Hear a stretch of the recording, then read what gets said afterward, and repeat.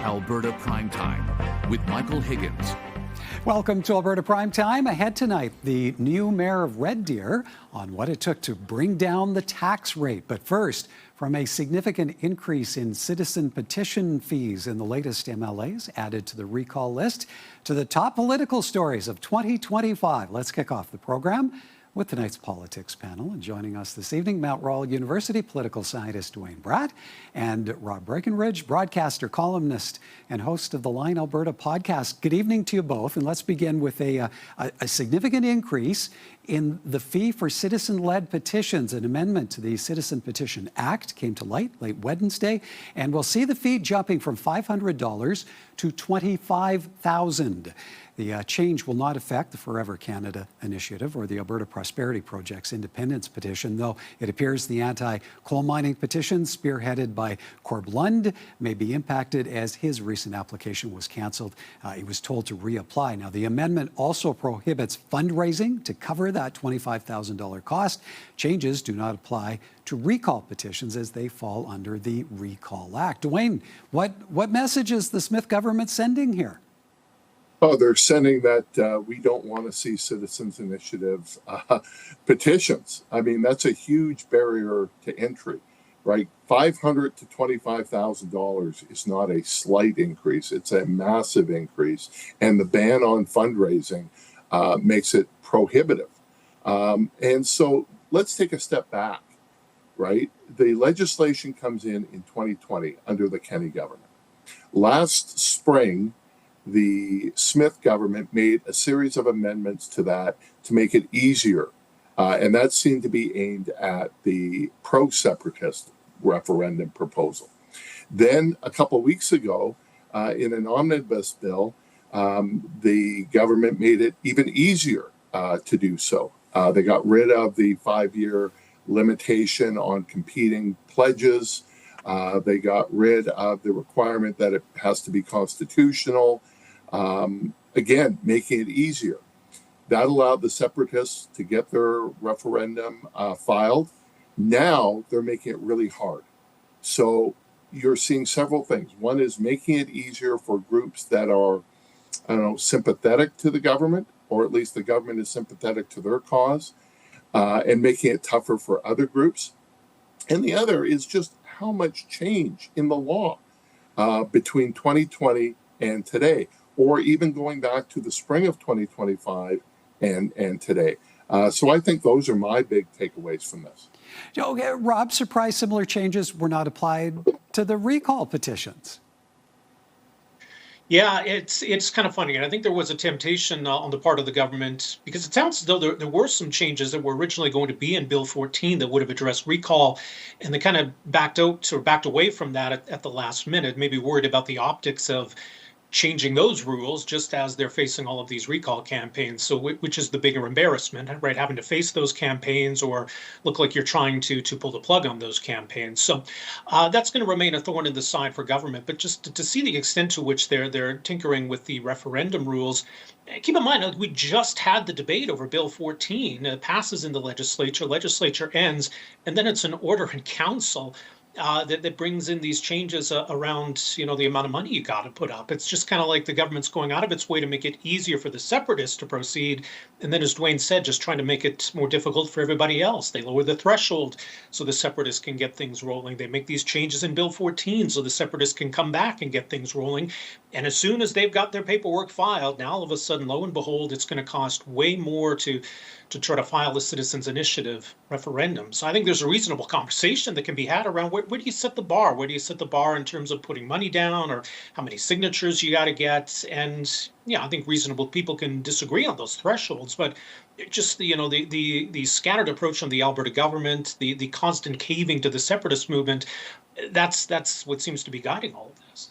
All right. On another front, recall petitions have been cleared for 2 more UCP MLAs, including the Justice Minister. The applicant behind the petition to recall Mickey Amery says he has been unresponsive. The applicant claims Amery's stances represent UCP policy decisions as opposed to those of his constituents. In response, Amery says he'll continue to stand up for Calgary Cross, says the Recall Act should not be misused by partisan activists. Fort Saskatchewan Vegreville MLA Jackie Armstrong-Homaniuk is also the subject of a recall application, one that cites a lack of engagement and decisions that shift orphan well cleanup costs onto landowners. There are now 22 recall petitions for UCP MLAs and one for an NDP member of the legislature. Rob, the recall petitions keep piling up. At some point, does every member of the UCP caucus face one? Well, when you look at, at, I mean, we also have one New Democrat MLA who's facing a recall, so it might be a case of fighting fire with fire. And then there's, been some question about some of these recall petitions. Like, it's kind of funny how it works. I mean, if you're an MLA and you want to head off a recall campaign, get one of your allies to file the paperwork and then just don't bother collecting signatures, and it collects dust, but that precludes any other recall petition. So I think there's been some question about what's going on with certain petitions. But yeah, look, this is one of these things where the UCP made it easier to recall a politician. And this was in the aftermath, of course, kind of right in the midst of the recall campaign last year that targeted Calgary's mayor.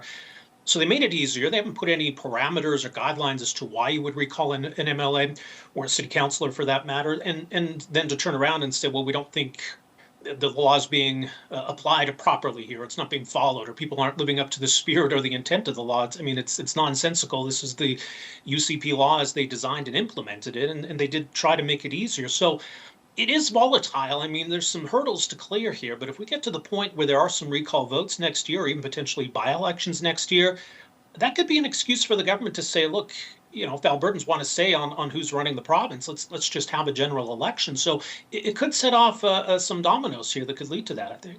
Well, and Duane, what do you make of the government continuing to maintain that the recall process is being abused? The partisan activists are trying to undermine democracy. And how do you see that message going over with Albertans, regardless of political stripe?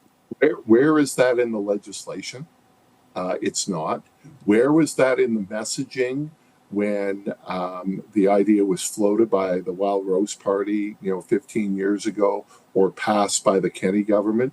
It was about holding MLAs accountable between elections. That was the messaging. It didn't say only in these circumstances. Now, I agree. I believe that recall should only be used in very extraordinary circumstances, but that was not the messaging of the government, nor was that in the legislation. And so this is a tool that the government made available, and now you're seeing that tool being used. And it really started with the ending of the teacher strike. That's why Dimitris Nikolaidis was targeted. I'm surprised it took this long to go after Mickey Amery. After all, he is the Justice Minister who invoked the notwithstanding clause. The other is, when you look at who is being targeted, they're all the urban MLAs, right? I think everyone in Calgary, suburban Edmonton, one in Lethbridge. Even you could make the case for Daniel Smith's recall based in Medicine Hat, even though it covers some rural areas. So they're really aiming at the UCP urban MLAs. And I do wonder if they will increase the fee on recall petitions, if that is the next step. I think it'd be very difficult to do that now because so many have been approved. But I think once the dust settles here, either with a full general election or when the window closes, that they will make that change. Interesting. All right. Gentlemen, time for us to take a bit of a break. But when we come back, our panel reflects on the top political stories of 2025. More in a moment. Welcome back. This has been quite the year of politics on a multitude of fronts, a significant chunk of which the Premier of BC targeted Wednesday with a tongue-in-cheek holiday message. It's an exciting time at the EB House. We're 8 days till Christmas, and the kids have all these ideas about really expensive and practical gifts that are just never going to happen. But they've been watching the news, and they think they have a loophole. They've suggested that they enter into an MOU with Santa to be able to achieve what they're hoping for. The BC Premier, of course, referencing the Memorandum of Understanding reached between the Alberta and federal governments, paving the way to a potential new pipeline, an MOU. David Eby has been critical of, calling it unacceptable as province was excluded from the talks. Now, Duane, the fact that the Smith and Carney governments put pen to paper, reached the MOU, where would you rank that among the top political stories of the year? I think it's an important political story, but I don't think it's the biggest political story. It probably is for the Premier. She has been working on this for a very long time. But what changed was January when Donald Trump came in. The MOU is a response to Trump's tariffs, at least from Mark Carney's side. Danielle Smith has totally different motivations. She's wanted to get rid of these laws for a long period of time. She wanted federal government support for a pipeline for a very long time. But why Carney signed it was a direct response to Trump's tariffs. So it really depends on which perspective you're looking at. Okay, so Rob, what kind of impact does this MOU have on political dynamics in our province, especially where it intersects with another of those top stories of 2025, the rise and drive behind separatist sentiments? Yeah, it's kind of all connected. And I mean, these dominoes that we've been talking about, as Duane says, I mean, you can trace it back to Trudeau's resignation, but maybe it was actually Trump's win and the tariffs and the 51st state talk that kind of set all of this off. So Trudeau resigns, Mark Carney comes in, the Liberals win the election. That aggravates or sets off the separatist movement in Alberta. That leads ultimately to this MOU and some of the referendum changes we've been talking about. So it's all kind of tied together in a weird way. I think the MOU is quite substantial in a lot of ways, and I think it really is a blow to the separatist movement. And I think you've almost seen some degree of panic or desperation there to try to cast doubt or minimize this. And oddly enough, I think the federal Conservatives have played into that a little bit by trying to undermine Mark Carney or calling this a phony deal. But I think it's a huge win for Danielle Smith. I think it's huge for Alberta, not just with the potential of getting a pipeline built, but the impact of lifting the clean electricity regulations, the oil and gas emissions cap, and the potential investment that could flow from some greater policy certainty there. So, yeah, it's pretty substantial. And I think if we do end up having an early election, I think this is going to be one of the pillars of the UCP messaging and campaign, that they achieved this, that they got this agreement. We're getting a pipeline. We've made progress on these bad laws, as Danielle Smith calls them. So it's pretty huge. But I think really more than anything, the resignation of Justin Trudeau, the federal election this year, and the Trump tariffs have really just shaped and affected everything that happened after. Duane, where would you rank the Smith government's repeated use of the notwithstanding clause as a key story provincially in the past year? Oh, well, and I would say that is a major story as well. And it's unconnected to everything else we've just talked about. There is some connection to the United States, but very little.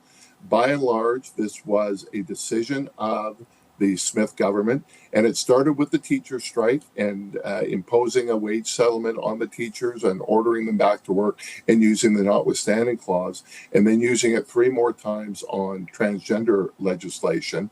I would think that that's a really big deal. We talked about the recall. The recalls all were triggered by the ending of the strike and the use of the notwithstanding clause. So I would put the use of the notwithstanding clause in the MOU as the 2 biggest Alberta stories of 2025. Rob, 2025 saw the resurrection of the federal Liberal Party. Pierre Poilievre forced to run in a by-election here in Alberta. How would you best describe the year in federal politics? Well, it's had a huge impact, obviously, on Alberta, right? I mean, if the Conservatives have won the federal election earlier this year, and for a while it seemed like that was a near lock or certainty, politics would be completely different. I mean, all the talk of separation, the referendums, the entire Alberta Next process, and don't forget that was a big fixture of Alberta politics this year, like none of that would have happened. So the conversation in so many ways would have just been completely different had the Conservatives won the election earlier this year. So it's had an enormous impact on politics in Alberta. I think Duane's right. I think there's some of these other stories that have been pretty big this year that are not connected to that. I think the teacher strike would have happened anyway, and the government's response with the notwithstanding clause would have happened anyway. We've also got what the opposition are calling the corrupt care scandal, this scandal and the revelations around AHS and contracts and procurements. Again, that's not connected to anything to do with federal politics, but that's really shaped much of what's gone on in Alberta politics this year. And with a potential Auditor General's report coming soon, I don't think that issue is going away anytime soon. And Duane, speaking of coming soon, as we look into 2026, whether it's federal or provincial, likelihood of an election on either front early? I think very little on the federal front. We could be seeing a majority government by sometime in 2026 if there are more floor crossings or more resignations out of the Conservative caucus. Provincially, I had been a skeptic of an early election, but all the signs are pointing to an election in 2026. It's going to be a bad news budget because of the drop in the price of oil. Does the government want to get out in front of that?